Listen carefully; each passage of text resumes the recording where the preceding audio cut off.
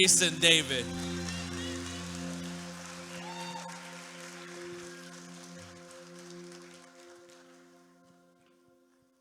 Breaking news today. Lead singer Jason David. Admitted to the hospital. Surgery has begun. Stage 4 cancer. Cancer of the tongue. Removing 80% of his tongue. His music career is over. He will never sing or speak again. This is the end of Jason David. When the dream dies, What will he do next? is there an afterlife? Is there an afterglow? Just someone hold a funeral. When the dream dies, where does it go? How do I get there? To the land of the lost hope. Surgeries lately has no Hey, how do I get there? How do I get there? My dream died. My dream died. I was wide-eyed and still alive. My dream died. And my mom cried. And my doc tried. And I noticed the diagnosis go toe-to-toe with my pride. I'd be lying, never didn't tell you I was not fine. I'd be lying, never didn't tell you I quit trying. Cause the truth is, it was ruthless. But she knew this. She fought to get me through this. I told my wife for better or for worse, but it's been worse. Only worse, stuck in the bed, not home with her. Stuck in a cigarette hearse. And then told her, forget the nurse. Not much more we can do with her. To watch her weep with the doctor's words. But I was gonna grow up with her. And we were gonna try and change the world. But now I can't sing, can't dream, can't be the me and those wedding photos in the polo. You know the one she married. But I promise you I'm coming home. I swear you won't end up alone. When the dream dies, so fall asleep. Open up your eyes, dream a different dream. Dream. Hey, how did I get here? How did I get here? Yeah. I'm here with Jason David. So you lost 80% of your tongue to stage 4 cancer, almost died. In fact, you wanted to die. You wanted to give up and stop fighting cancer. Tell us what happened. It was 9 p.m. in the hospital on a very dark night. I was giving up. My wife walked in and she just knew. And she didn't know what to do. What did she do? She sang. What did she sing?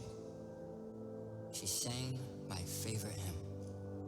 Come now, found every blessing to my heart to see my grace. Yeah.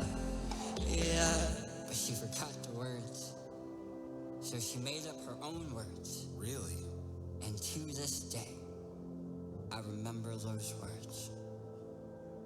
What words? She sang, you are good, God. You are good, God. You are good, God. You are good. For 3 hours, she sang, you are good, God. With tears streaming down her face. You are good, God. Her voice quivering, her heart. You are good, God. Oh, you are good. You are good, God. Yeah, you are good, God. Yeah. You are good, God. Oh, you are. Yeah, you are good, God. Yeah, you are good, God. Oh, you are good.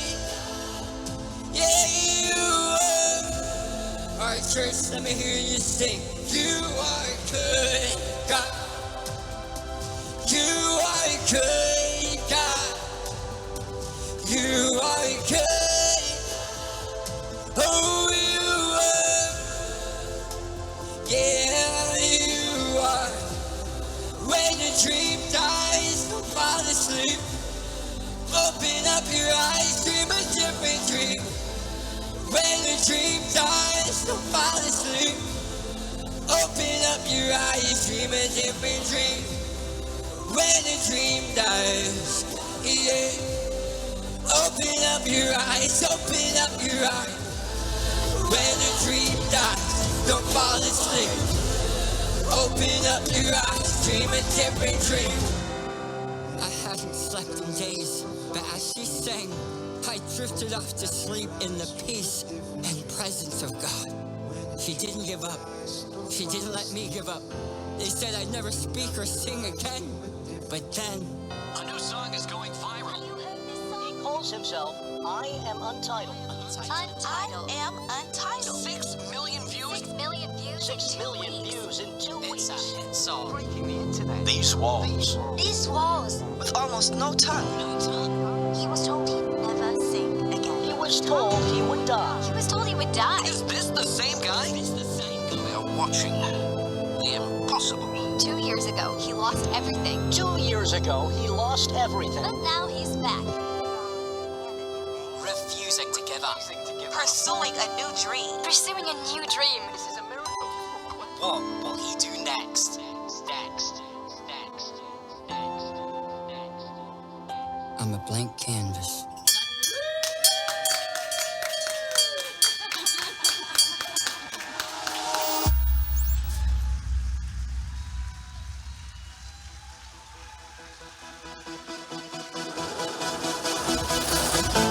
Hi, my name is Jason. And I'm Allison. In 2023, we sold our home and everything we own, We hit the road full time as missionaries. sharing our story in churches, schools, hospitals, and prisons. Now our travels have brought us here to your city. While on the road, we have been writing and recording music. Our goal has been to create the perfect road trip soundtrack. Today, we welcome you into a recording studio. Jason is sitting down at the piano working on the title track of our new album, No Turning Back.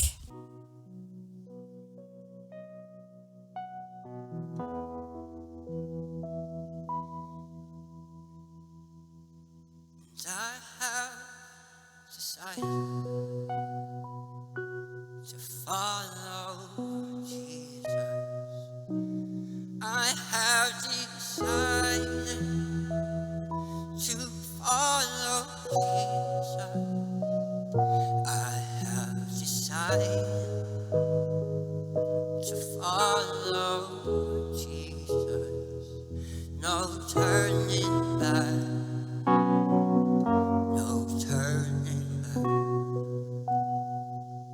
Hey, what if we then add like our own chorus, something like, no turning back, no turning back. I have decided there's no turning back, no turning back. No turning back. I have decided there's no turning back. Alright, let's record it. But can you open up a session? Let's do 160 BPM. Speed this thing up. See what we can come up with. Alright, give me a nice little metronome. Alright, here we go. We'll start kick and snare.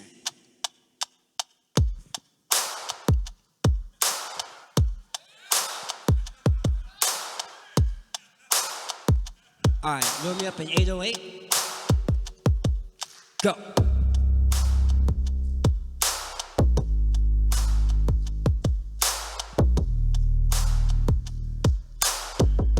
Alright, some hi-hats. Here we go.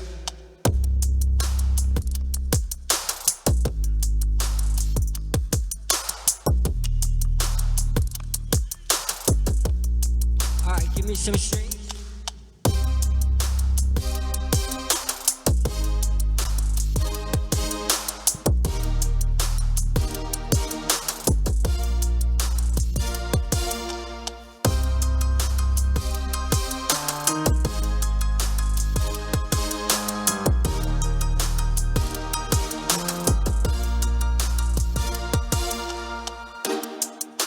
All right, I think we need a choir. Let me call up our friend D, so let's get a choir on this.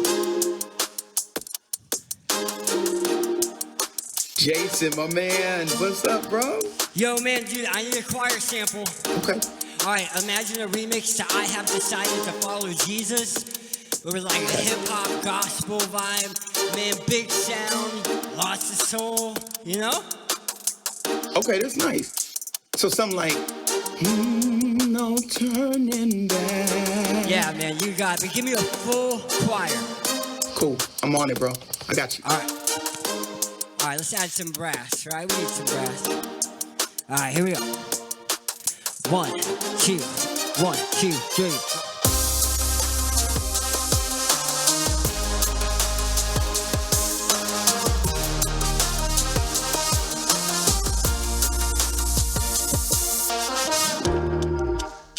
All right, here we go. Jason, I think we nailed it. Check this out. Here comes the choir. All right, here we go. Yeah. All right, here comes the part. All right, let's loop that. Loop it again.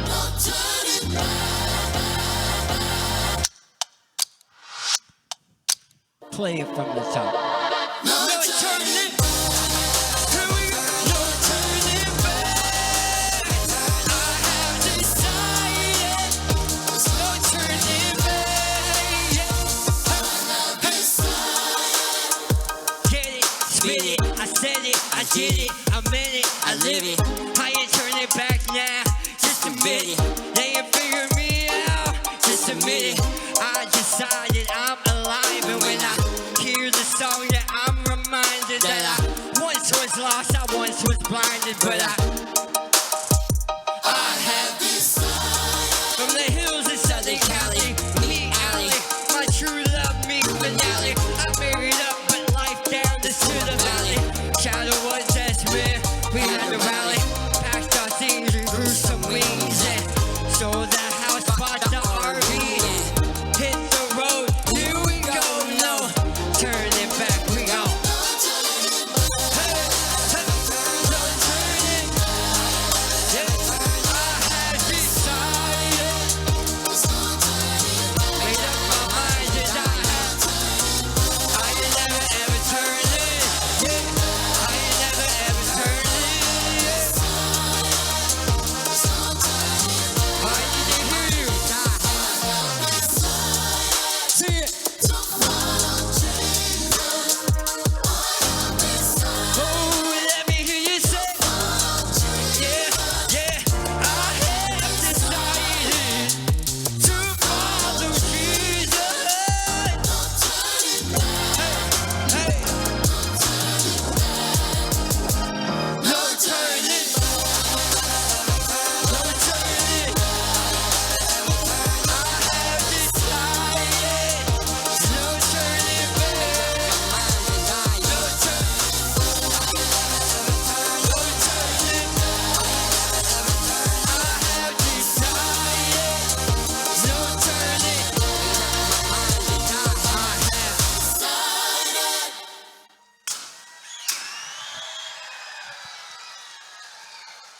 Welcome to the No Turning Back Tour. How are we doing? This is my wife, Allison. My name is Jason. You guys just keep cleaning up. That's very helpful. It's gonna save me some work later. Man, we're so excited to be here. My wife and I have been on the road for 693 days. Yeah. Which is almost as long as the government shutdown. So I'm pretty proud of that. Man, one of our favorite things about being on the road is getting to reconnect with friends and family, and really, this is family. Faith Chapel's family, Josiah, his family is family. My mom's here, she's family. But what's cool is on the road, we also get to see actual relatives. Like, I get to see my little nephew in Seattle. Every time I see him, I'm like, you got bigger. And then last time he was like, you got bigger. And I was like, oh, that's a wake-up call. But It is kind of hard to exercise in the RV. We went for a walk the other day. As we were walking, there were some buzzards circling above us. Like that's how slow we were going. The buzzards were like, any moment they're gonna die. Just wait for it. But people ask, like, hey, what's the craziest thing that you've been seeing on the road? Craziest thing. And I have to say the billboards. Billboards are wild. We were in Memphis, and there was a real billboard that said, "Real men don't murder." And I thought, like, does that work? Like some dudes are like, you know what? Huh? You know? Does that work? We were in Chicago driving through on the freeway, and like there was a billboard by the freeway that said, "Road rage shootings are on the rise." So that was exciting. And then we were in New Mexico. We needed to find a place to stay. There was only one place in the area, but we looked up the reviews, and it said, in all caps, "Do not stay here even if your life depends on it," right? And then it was like talking about drug dealers and recent shootings. So I called up the lady, and I was like, "Hey, do you have drug deals?" Which almost sounds like I want one, but do you have drug deals? And she was like, "No, we got rid of the drug dealers." As she's saying this, we're watching a deal go down. And then I was like, "Okay, how about shootings?" And she was like, "Not recently." So we stayed. I mean, it felt safe because there was a billboard out front that said, "Real men don't murder." So, but man, I gotta say, my actual favorite thing about being on tour is getting to make music. We were in a church in Ohio. They have a recording studio, and so I'm making music. And I'll be there till like way past midnight, just in there working. And this was last year. I was working on Blank Canvas, the album. And as I'm working, they forgot I was in the studio, and they set the alarm. And so the alarm goes out. Police show up with guns and flashlights. They come into the studio, and then they're like, "Hey, are you on staff here?" I was like, "No." "All right, you live around here?" "No." Where do you live?" "In that RV." "All right, can we see your license and registrations?" I left it in the RV. And the more they questioned me, the more I thought, am I robbing this place? Like, maybe I really am. They ended up leaving me alone. A year later, this was just a few months ago, I'm in the studio, I'm working on No Turning Back, the new album, and they set the alarm on me again. The same cop shows up, goes right to the studio and says, "How's the music going?" So these are the relationships we know cops in every city, and we know some drug dealers in New Mexico. So it's pretty exciting.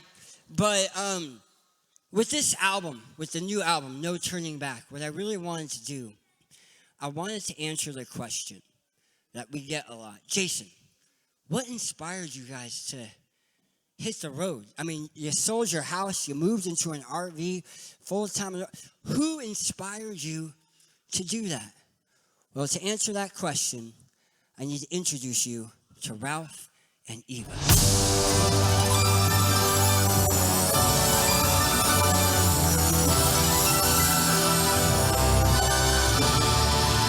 Let's put some miles behind us and let these smiles remind us that we're still alive. 'Cause the change has to find us, and the change will remind us that we're still alive. Wedding in a church down in Newport, 1986. Eva lived a widow's life, and Ralph lived on Navy ships. He was a veteran of war, she was a veteran of pain. They had met as kids before, but gone separate ways. This is their love story. Yeah. When he said, "Eve, will you marry me?" She said, "I don't know, we're 60 years old and I've been hurt before." And he said, let's put some miles behind us and let these smiles remind us that we're still alive. Yeah, yeah. Cause the pain can't define us and the change will remind us that we're still alive. You and me. Home is where we park. You and me. Home is where we park. You and me. Oh, home is wherever we are. You'll see. Just marry me. He was a veteran of war, but then he lost the fight when cancer took the life of his first wife. And he lived alone for quite some time. And then at a dance he saw her, the girl from 8th grade, now in her old age, but it's never too late. Route bought an RV, said, will you be my Eva and leave it all behind and hit the road with me? Eve, run away with me. She said, I don't know, we're 60 years old, but with you I'll go. So, let's put some miles behind us and let these smiles remind us we're still alive, yeah, yeah. Cause the pain can't define us and the change will remind us that we're still alive. You and me, yeah. Home is where we park, you and me. Home is in our heart, you and me. Home is wherever we are. You'll see, you see, Eva was my grandma, and he became my granddad, and they travel around America in their RV, and I've never seen a couple more in love and happy, and their love story inspired me to write a wedding down in Newport, 2013, in that same little church. My alley married me, like veterans of war, cancer tried to kill me, but we battled it together, and then in 2023, we sold everything, bought an RV, put some miles behind us, and let these smiles remind us that we're still alive, yeah, yeah, cause the pain can't define us, and the change will remind us we're still alive, you and me. Home is where we park, you and me. Home is in our heart, you and me. Home is wherever we are. You'll see, like Ralph and Eve.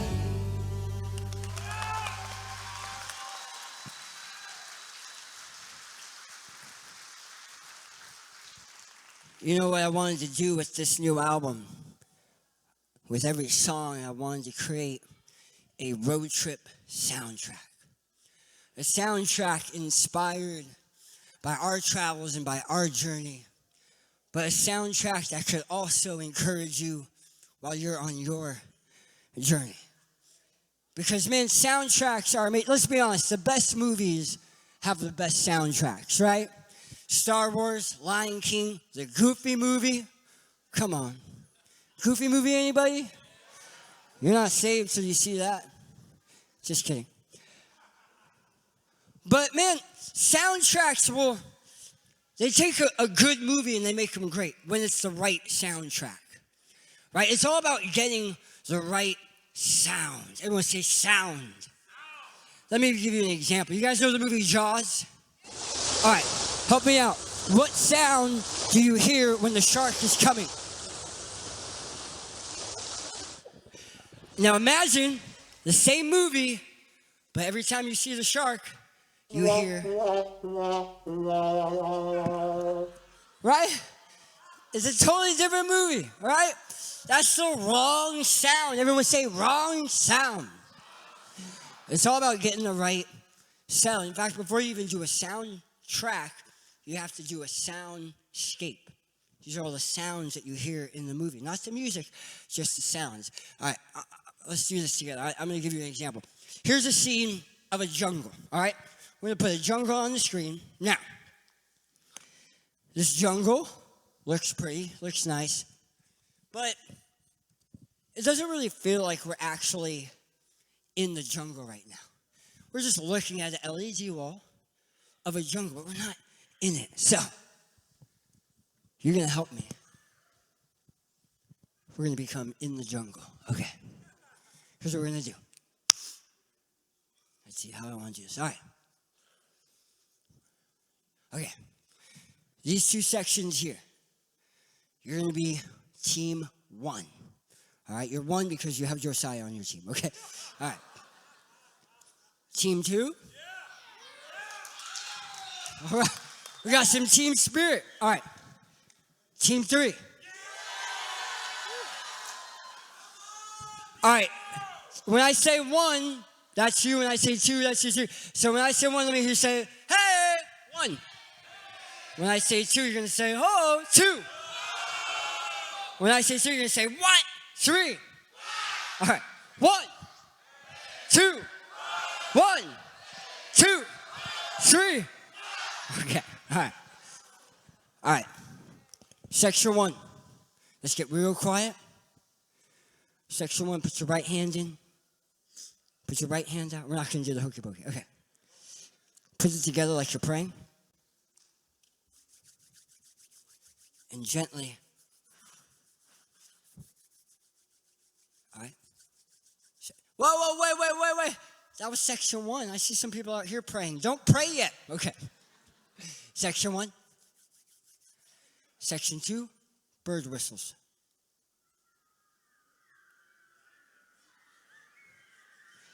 Section 3, give me animal noises.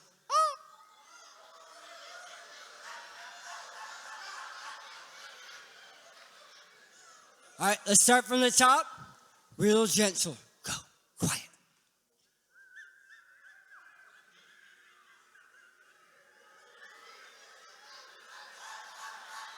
All right, that was pretty good. Give yourselves a hand. That was pretty good. But now, with the same jungle, let's make it rain!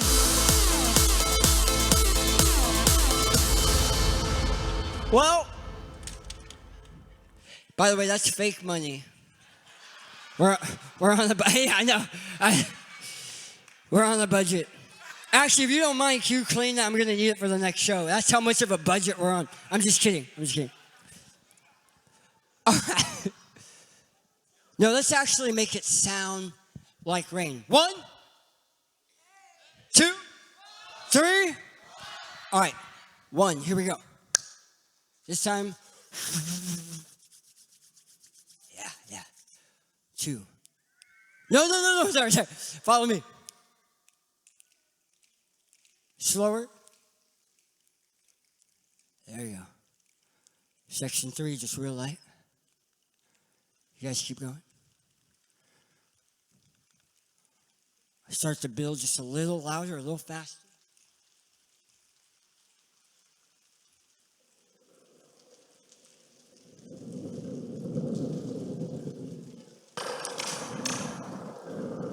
Louder.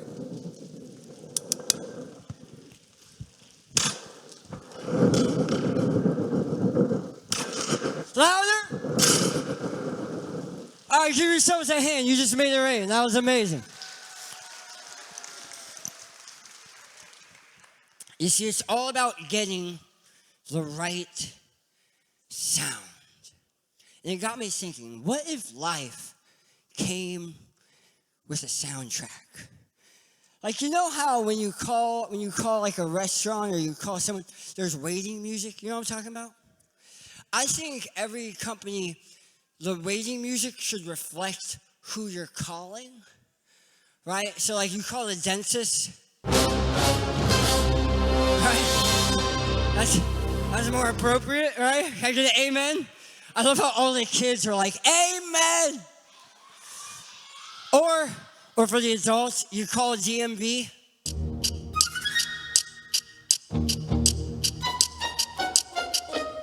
Right? Or you call the IRS. There's no sound because it's pointless to call them. But what if life came with a soundtrack for every situation in life? Like wherever you go, you can hear a soundtrack custom to you. For example, you go on a blind date, and as you look in his eyes, unsure if he is the one, this total stranger looking back at you, you know nothing about him, but you can hear the music. What's it saying? Could it be? Is it really he? The man of your dreams? Do you know what this means? He's the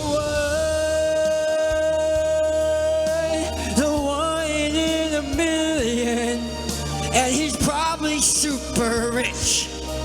So it's time to both get hitched, 'cause you're in love with this one in a million, and you'll never disagree. And he doesn't smell like cheese. He's getting on one knee to ask you, pretty please, will you marry me? And then you meet his family.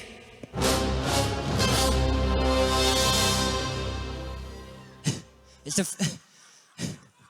a family of dentists, all right? All right, but honestly, hold on, my shoe came off. All right, but honestly, if life did come as a soundtrack, it would help you to meet the right people. Oh, not yet, sorry. It would help you to meet the right people, avoid the wrong people, right? It would help you, like, make the right decisions because, like, you're trying to pick which elevator to go in, what door to go in, and the music will be like, wah, you know what I mean? Like, let me give you an example, all right? What's your name? David. David, nice to meet you. All right. All right, go ahead and play that. Go ahead and play that. Nice to meet you, David. Okay. I think we're going to be friends. All right, what's up, David? All right, yeah. All right, cool. All right. What's your name? Dane? Nice to meet you, too. Are you a dentist?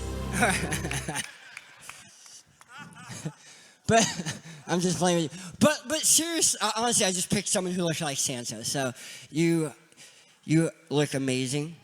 I am trying to grow this, and I can't do it. So God bless you. You guys need to check out this guy right here. He's got. Oh, you too. Look at you. Oh my God. You guys should be friends. We'll see what the music says. But honestly, if you could have a soundtrack, it would help you. Meet the right people, make the right decisions when you're trying to figure out, should we invest in this? Should we buy this house? You know what I mean? Like the music could really help you. And it would also be nice to have your own theme music to celebrate life's big moments, like weddings and birthdays and anniversaries. Anyone here have an anniversary coming up or just had one? Anniversaries, anyone? Anniversary? Yeah. All right. What's your name? Sam. Sam, what's your name? Rosa. Rosa, when's your anniversary? It was last week. Last week? Come on. Sam and Rosa? Rosa. Sorry, I did the white guy version. My bad. I was like, Rosa?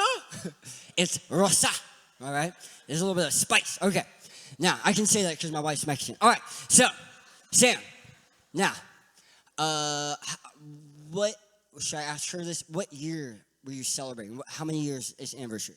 18 years. 18 years! Babe, we got some catching up to do. We're about to be at 13. All right, 18 years. Okay. How'd you meet? We met at work. Work, okay. Where's your work?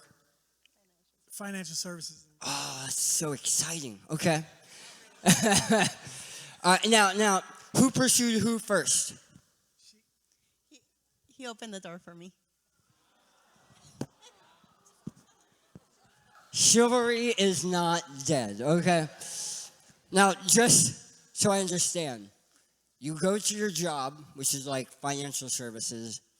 No one's ever opened the door, so you're like, I just don't think there's a good man here. Then Sam opens the door, and you were like, yes. All right. Now, who asked who first on the date? I asked her. Nice. So why did you open the door? Were you opened the door for everyone, or was it like you saw her and you're like, I'm gonna open her door? Both. I get that. Like normally you're just like door, and you're like door. And then how long before you guys got married? 2 years. 2 years. Nice. All right. Sam, Rosa, here's what I'm gonna do. I'm gonna make a soundtrack for you right now. Okay, I'm gonna sing over you and you create your own little anniversary song. You ready? All right, here we go. Now, your expectations went way up here. I need them way down, okay? I felt a lot of pressure right there. Okay, here we go.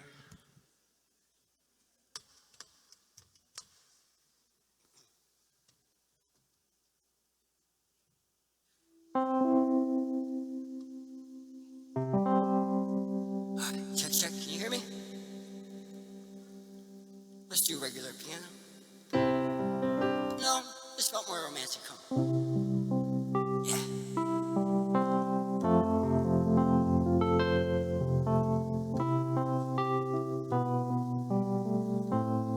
Yeah. This song is dedicated to a gentleman, and his name is Sam. And as I tell you this story, it might leave you on the floor, 'cause it's about the importance of doors. So if you're a young man and you're super single, open up every door for every woman, 'cause one day you never know, you just might find a rose, and treat her like a rose, treat her like a rose. So here's to 18 years and another 18 more, and another 1 million doors you have to open, because you set that expectation. So happy anniversary to Sam and Rosa, and to every door that still needs to be opened.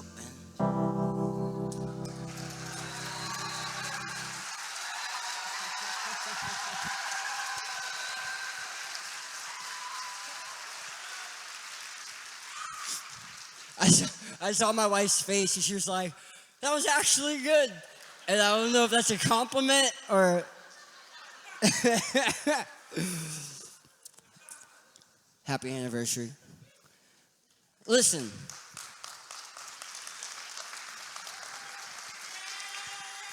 The truth is, I really probably shouldn't be the one, creating your soundtrack. But what if God created your soundtrack? Like, what if this was his recording studio? What would that soundtrack sound like? I guess the real question I'm asking is, what does God sound like? Because I think many of us have been hearing the wrong sound.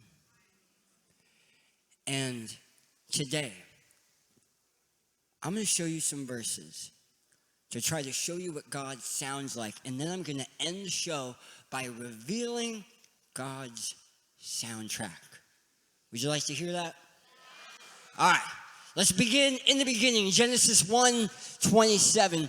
So God created mankind in his own image. In the image of God, he created them. Now, we need your help. So anytime there's a highlight word, you're going to yell it out. Ready?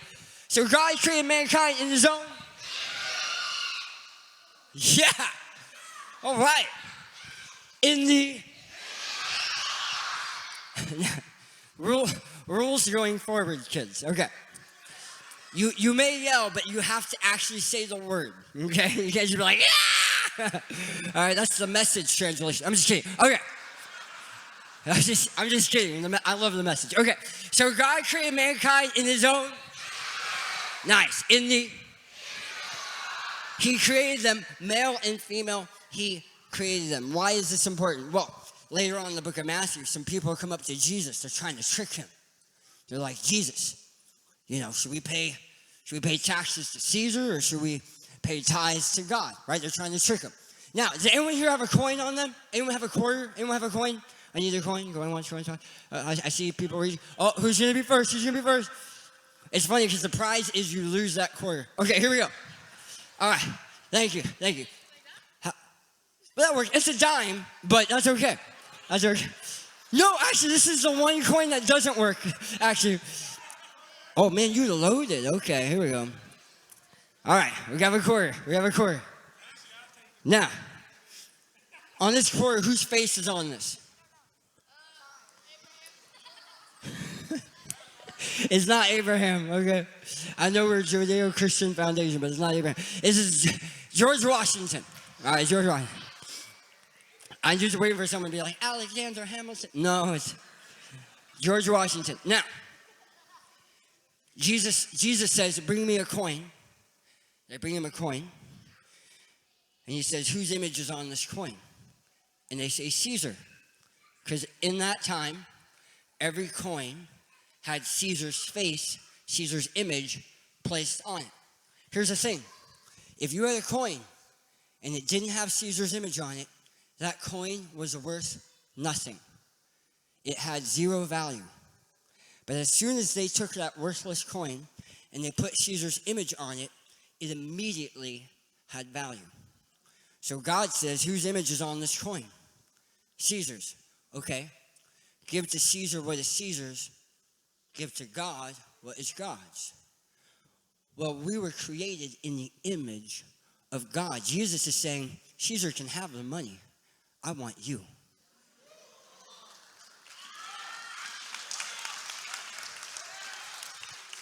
I'll be nice. You can have it back.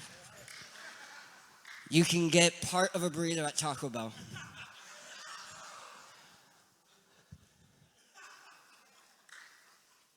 You and I have value simply because his image is on us. That's the only validation you will ever need. You were made in the image of God. Let's keep going. Genesis 1:31. All right, get ready. Here we go. God saw all that he made, and it was very nice. All right, put your right hand out. Put your left hand out. Put it together like this. All right, it's a mirror. Look at it. Woo! Woo! That's good. I need to hear you say it. Woo! That's very good. Now, I feel half of you don't mean it when you say it. No. Put it out there. Put it out there. Because you know who's an expert in art and beauty? The Creator. And you know what he said when he made you? I did good. So look in that mirror. That's good. That's really good. See, too many times we look in the mirror and we begin to pick apart God's creation. Well, here's what's wrong, here's what's wrong, here's what's wrong. You were made in the image of God. When God made you, he said, that's good. Let's keep going. Jeremiah. Before I formed you in the womb. What? Okay, this is crazy. This is crazy. He knew me before my parents knew what they were doing. Like, Like, I don't even know myself. You know, when I was in 7th grade, all right, anyone here in 7th grade? 7th grade? 7th grade? You're not in 7th grade. No offense. When I was in 7th grade, I was hanging out with my friend. His name was Jesse. I'm just going to put him on blast because I'm still confused by what happened. All right. I was with Jesse. We're in the neighborhood. And it's me, Jesse, and his friend. I don't know who that guy is, okay? The three of us are walking the neighborhood. And then in the neighborhood, the door opens. There's one house. The door opens. And this pretty girl our age walks out. And then Jesse tackles his other friend in her yard. And they start wrestling. She has to walk around them and move on with her day. I'm confused. No one told me we were wrestling. I'm like, am I supposed to fight her? Like, what is no one told me what was happening. She walks away. They get done wrestling. They stand back up, and I look at Jesse, and I'm like, why'd you do that? And he looked at me, he said, I don't know. Have you ever done something or said something, and then 5 minutes later, you're like, why did I do that? How many times where we don't even understand who we are? And the danger is when we're growing up as kids, we're trying to figure out who we are. So we go to our friends so that they can tell us who we should be. News alert, they don't know who they are. If you want to know who you are, get to know who he is, because he knew you before you were born. He knows the potential he placed inside of you. He knows who he created you to be. So if you want to know you, get to know him, because he knows the real you. Now, you might be saying, Jason, you're just cherry picking happy verses, right? You know, I mean, I could keep going. We don't have all day, but I could keep going. Ephesians 2:10, you are God's masterpiece. Like, we can keep going all day. But let's be honest, there are some verses in the Bible where you're like, is God okay?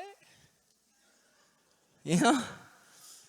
Like, you might be like, Jason, what about the times when Israel, like, really messed up? The 12 tribes of Israel, they messed up, and God had to just like, you know? Show me one of those verses. Okay, that's fair. In fact, I'm not just going to cherry pick any random one. I'm going to pick a doozy. This is one where God went off. You ready? Hosea. All right, check this out. I know all about. All right, now, Pastor Josiah. Ephraim. What'd you pick? All right, he has spoken. It's Ephraim. All right, let's do it again. I know all about. Israel is not hidden from me. You have now turned to prostitution. Is corrupt. Well, that's a doozy, right? One, he's name calling them. That's not even their name. He's like, Ephraim. They're like, ow, my name's Israel. Also, he's calling me out. He's like, you're not hidden from me. You turned to prostitution. What happened was Israel, they had started doing like child sacrifice and a bunch of other crazy stuff. So yeah, Israel, this is them at their worst moment. And this is God's response. And I used to read the Old Testament like it was written in all caps, right? Like the whole Old Testament was just God yelling. Like I used to read it. I used to think God was just like an angry Santa. His face was as red as his suit. And like he was so mad at me, and he wasn't just going to give me coal. He was going to turn me into coal. Like that was my view of God. But my friends, like, here's how I used to read it, all right? I kind of read it with, like, almost like a Denzel Washington vibe. I'm like, I know all about Ephraim. Israel, you're not hidden from me. Ephraim, you now turn to prostitution. Israel, you're so corrupt. Just yelling and angry. But then we begin to study the word Ephraim. Why did God call them Ephraim? Are you ready for this? Because this is what God sounds like. Check this out. If you want to understand Ephraim, you have to rewind and understand the story of Father Abraham. How does a Hebrew nomad, just a man with no land, married to his barren sister Sarah, who's got no lads, known as Abram, but name changed to Abraham, become the father of a nation? How does this Hebrew nomad then become a soul dad to an entire group of people who are known as Christians? Listen, this is the story of his fame. You need to know his name. My name is Father Abraham. My name is Father Abraham. And there's a lot of kids I haven't had, but just you wait, just you wait. Genesis 11:27 is where we meet him, leaving his breed and singing, I am headed for my Eden, being free. He was becoming a new man moving to a new land, a new man moving to a new land, a new man moving to a new land, a new man moving to a new land, a new man. Just you wait, Father Abraham.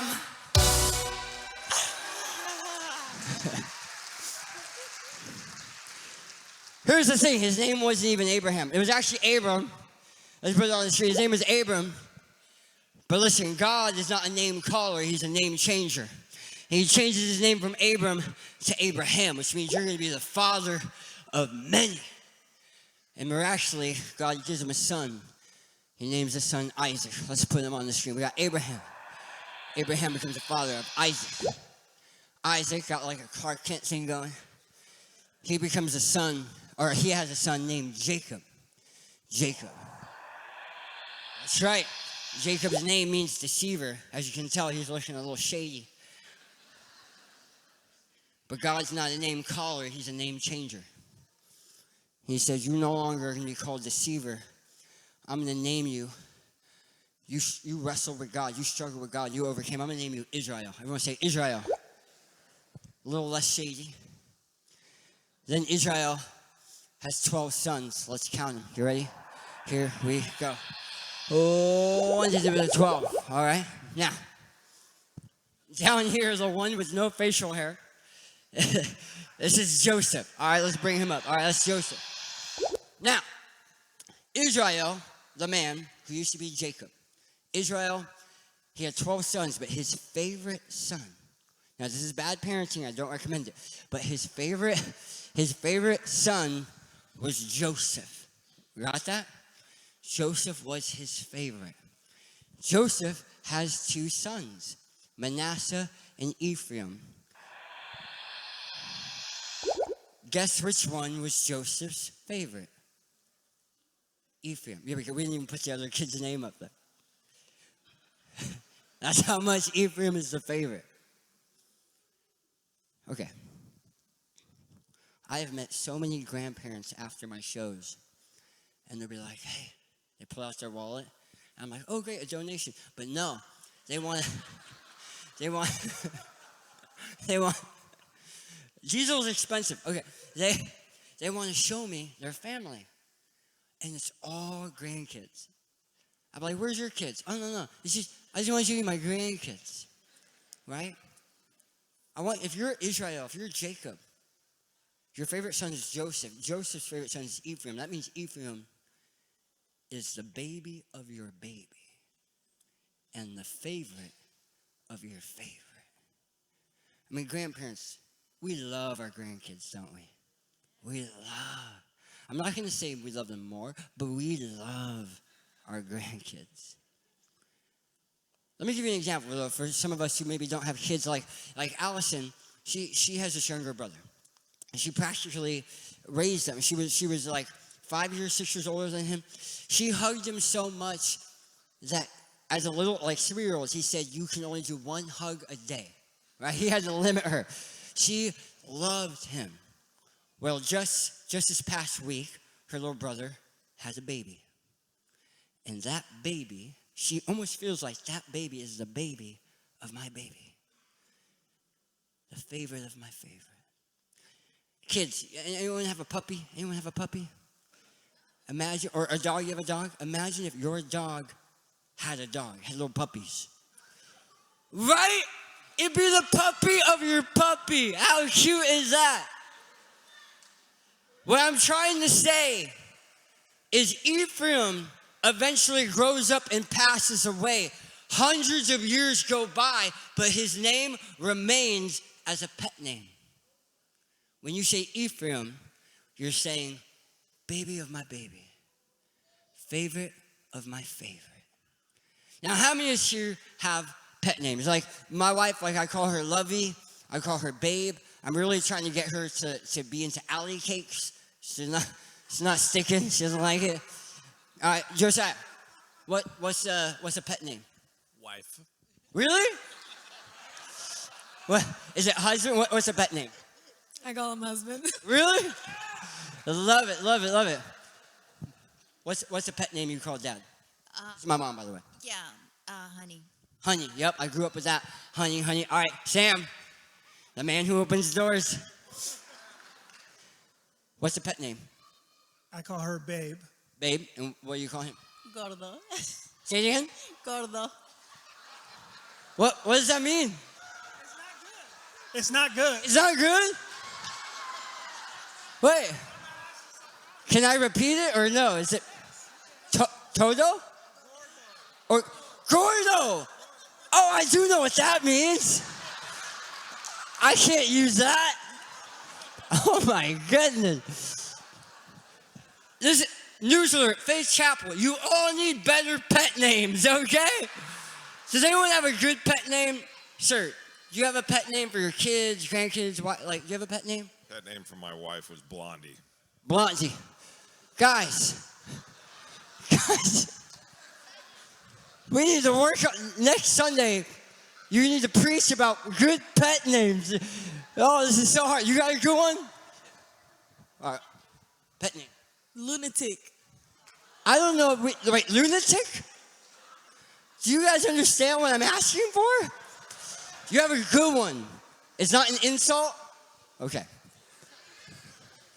All right, a good pet name. Turtle. Turtle. Turtle, okay. Why? When he was a baby, he would crawl with his head down. Oh, okay, that's cute. It's not because he's always late to everything. Okay, all right, all right. So, turtle. This has never been so hard. I'm gonna go with my mom's, okay? Honey, all right.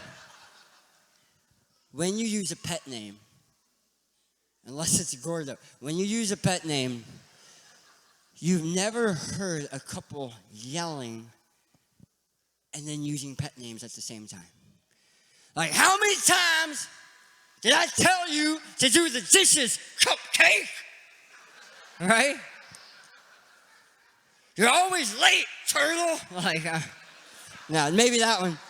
But no, like, you never just yell, babe, love of my life, pumpkin spice, right?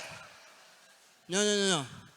Pet names are reserved for when you're speaking gently and calmly. So let's put Hosea back on the screen. Because when God says Ephraim, he's saying, baby of my baby, favorite of my favorite. And you never yell a pet name. God isn't yelling. Let's read this again. This is not in all caps. He's saying, I know all about you, baby of my baby, favorite of my favorite. I know you. And this isn't you. You're not hidden from me. I can see you. I know who I created you to be. But why'd you do it? Baby of my baby, favorite of my favorite, why'd you do it? Why'd you turn to prostitution? You're better than this. Israel, why did you become so corrupt?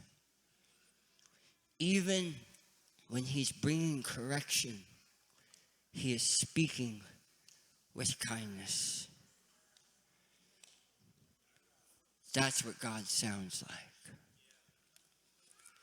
Because the Bible says he is slow to anger and abounding in love. It says that 4 different times. Exodus, Joel, and twice in Psalms. It says he is slow to anger and abounding in love. 1 John says God is love. What does that mean? Well, 1 Corinthians says love is patient, love is kind, love keeps no record of wrong. So if God is love, God is patient, God is kind,